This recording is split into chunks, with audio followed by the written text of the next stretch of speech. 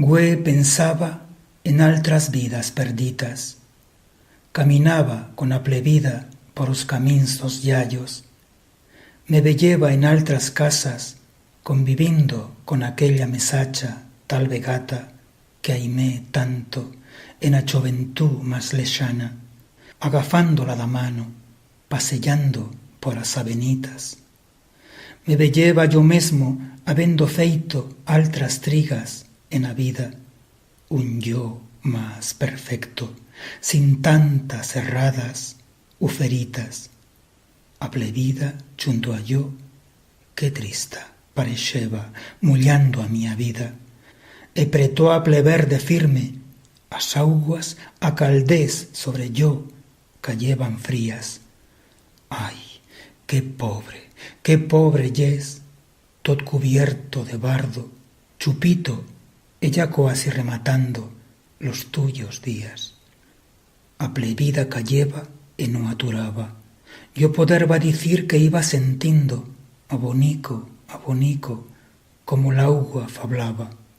Amigo, yo isto te digo, yo do cielo viengo, yo marcho enta os altos, e non paro cuenta das cosas d'abaixo.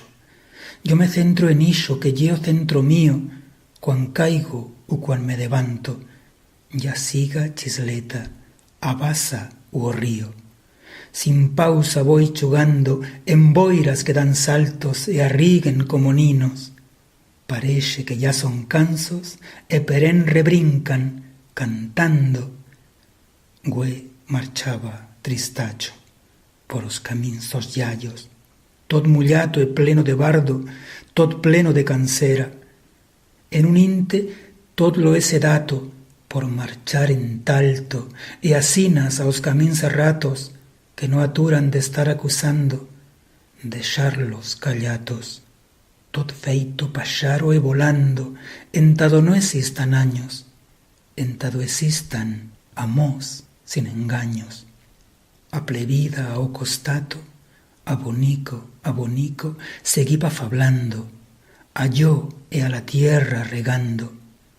Amigo, güella enta yo da diosa viengo, yo enta la diosa marcho, yo me centro en ixo que existe cuan callo, yo cosa no tiengo, si al caso afuendos miraglos, todas as miñas cosetas, te digo, son auguas do cielo, son o mesmo amor que al amor lle aimando.